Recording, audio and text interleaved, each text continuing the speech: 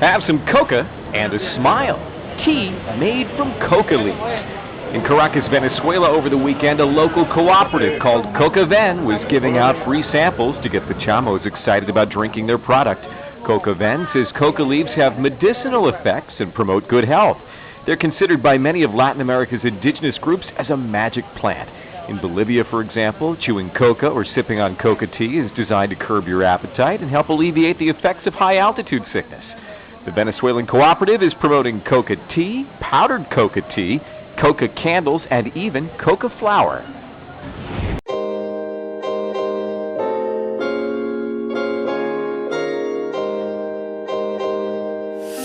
Regardless of popular belief, coca leaf tea is actually good for you. Yes, coca leaf. That's also linked to the infamous cocaine. Sadly, due to the ignorance towards South American cultures, stigmatization of the coca plant, and straight up propaganda against this amazing plant, people are left scared and unable to experience the benefits that the coca leaf has to offer. But for those of us who know better, here are some interesting facts about coca leaf tea. Coca tea is excellent for weight loss. This is good for all you people on a diet or trying to lose weight.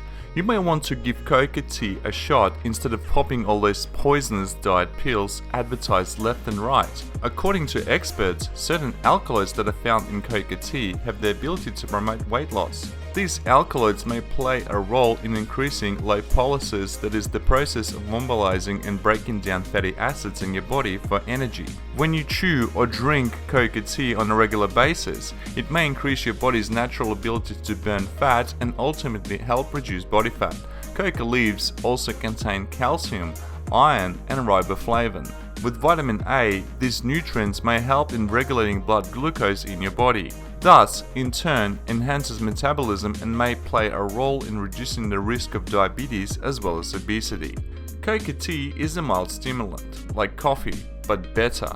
Why better? Because coca leaves provide your body with all sorts of vitamins and nutrients like calcium, phosphorus, iron, potassium, magnesium, sodium, ascorbic acid, and vitamins A, C, and E. And current research is also saying that coca leaf contains more protein than meat and far more calcium than condensed milk, and that it is richer in vitamin B1 than fresh carrots. The leaves of the coca plant contain a compound called inulin that gives off a stimulatory effect. According to researchers, it is this compound that makes coca tea boost energy levels in the body.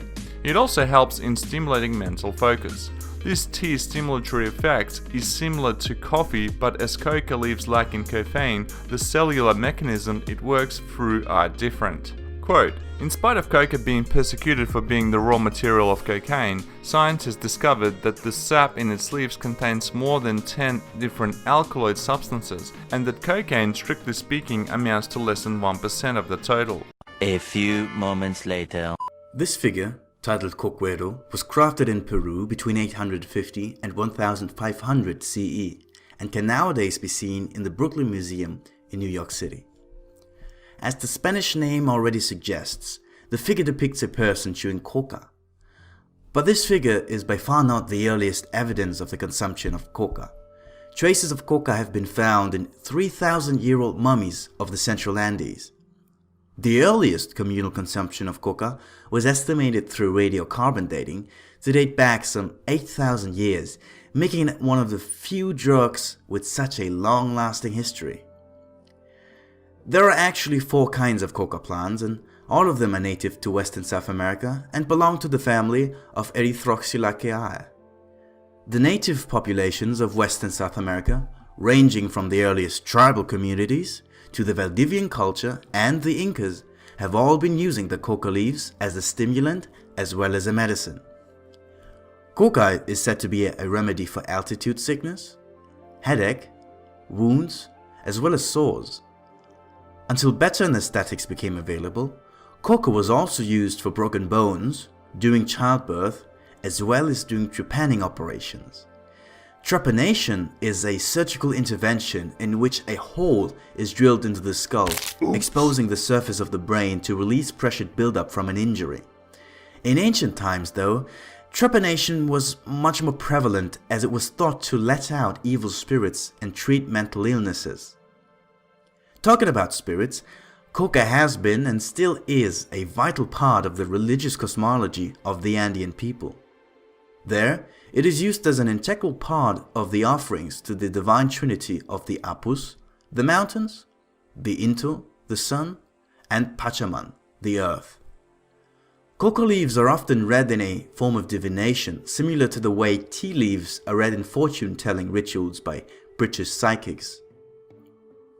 Since the coca plant was seen as connected to the divine, the Incas imposed tight controls on the production and accessibility of coca, making it available exclusively for the upper class. However, all of this changed in the 1530s. Hola! The conquistadors have arrived in Peru in 1531, and within just 3 years, the conquistadors under Francisco Pizarro González conquered the Incan Empire and killed the Incan Emperor Atahualpa. Incidentally, just as the power of the Incan Empire dwindled, so did its grasp on the coca production and distribution. After a period of deliberation, the Spanish Emperor Philip II even issued a decree declaring the drug to be essential to the well-being of the Andean people. Why did he do this? Was this an act of humanism and compassion? Possibly. However, it's much more likely that the Spaniards thought that the coca would increase labor output and tolerance for starvation, especially since religious use of coca, on the other hand, was strictly prohibited and persecuted by the Spanish authorities. Now let's talk a bit about coca itself. How do the Andean people traditionally consume coca? The only usable part of the coca plant are the leaves. They can be used to brew a tea called mate de coca. But since coca leaves on their own have a rather bitter and astringent taste, the tea too is bitter. That's why the other form of consumption is to chew the coca leaves in combination with an elucta or an ilpita. It's a special kind of solid ash, comparable to limestone, which is meant to neutralize the bitter taste and activate the alkaloids in the coca leaves. The primary alkaloid I'm talking about here is benzoyl methyl ecogneine, also known as cocaine. Cocaine is a very strong nervous system stimulant as well as a local anesthetic. Coca leaves contain around 0.8% of cocaine, and when they are consumed as tea, only between 60 and 90% of the cocaine will be absorbed in the tea. And that's not a lot of cocaine, to be honest. Let me do the math to prove it. The usual tea bag has around 1 gram of coca leaves and 8 milligrams of cocaine. Even when 90% of it are absorbed, that's still just around 7.2 milligrams of cocaine. For comparison, the average line of cocaine has between 20 and 30 milligrams. I'm saying this to illustrate that the Andean people did not consume coca purely for recreational purposes, but out of necessity. The necessity to be able to keep up with the hard work in the hot and humid gemstone mines where they were sent to by the Spaniards who were eager to exploit the New World. The same Spaniards that widened the coca production and first introduced it to Europe. Europe, however, was not interested. This was the 16th century, and in case you didn't know, this was the same time when coffee houses selling Arabian coffee first appeared. Coffee was literally the new hot thing, and Europeans didn't need another stimulant. Not yet. The coca plant did not become popular until well into the 19th century, when the Italian physiologist Dr. Paolo Mantegazza investigated its effect on the human psyche. Like that, he managed to renew public interest in coca, which led to the creation of coca wine. Once upon a time, there was a Confederate colonel by the name of John Pemberton, who was wounded in the American Civil War. He became addicted to the morphine prescribed to him to treat his pain. On his quest for a morphine substitute, he discovered the then brand new coca wines. In 1885 then, he registered his own French wine Coca Nerve tonic. However, when Atlanta introduced prohibition legislation just 1 year later, he took out the wine and renamed the drink Coca-Cola. Yes, the iconic Coca-Cola has its origin in coca wine. The leaves of the coca plant are still used to this day, however, they are stripped of the cocaine before production. For more information on organic coca tea as well as buying coca tea online with international express delivery out of US and Australia, please visit cocateaexpress.com. That's Coca Tea Express, all one word, .com.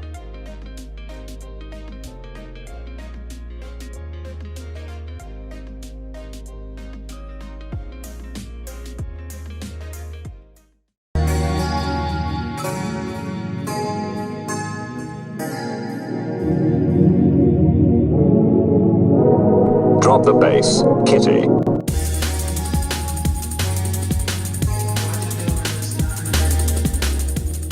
And if you want to protect your online privacy and help my channel out at the same time, visit drivenanddesign.com/NordVPN. It's restorative, causing a heightened energy.